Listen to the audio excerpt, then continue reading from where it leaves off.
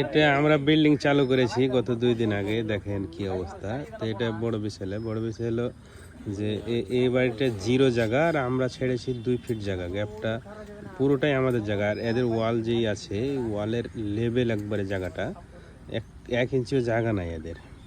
তখন ঘটনা হলো যে এইখানে আমরা একটা সেফটি ট্যাঙ্ক গতকালকে রাত্রে খুঁড়েছিলাম।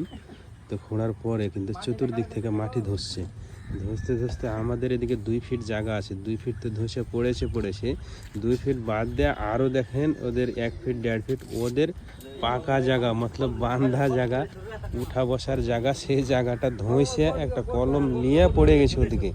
তারপরেও দেখেন একটা কথা নাই, একটা ঝড় নাই, ঝামেলা নাই। এখানে বড় একটা ঝামেলা হয়ে যেত বিল্ডিংয়ের সাথে, মানে কত যে বিচার সালিশ হতো অন্য কোনো জায়গাতে হলে। আর এখানে দেখেন কোনো কথাই নাই।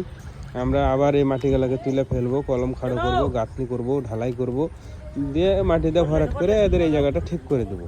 1 সপ্তাহের ব্যাপার, মতলব কি 4-5 দিনের ব্যাপার।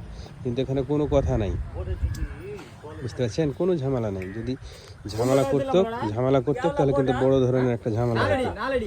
প্রথমত এই বিল্ডিং আলাই করতে পারতো, কারণ এর একটুকু জায়গা ছাড়েনি, কিন্তু নিজের জায়গা এরা 2 ফিট জায়গা ছেড়েছে। এখন এদের 2 ফিট জায়গাতে ওদের ওখানটা প্লাস্টার করবে, বলছে গেট বিম হলে ওখানটা আমরা প্লাস্টার করে নেবো এদের জায়গাতে, তাও কোনো ঝামেলা নেই। এখন এদের এত দূর থেকে আজকে রাত্রে ধসে, মানে সকালবেলা এসে দেখছি রাত্রে ধসে পড়ে গেছে, দেখেন কি অবস্থা।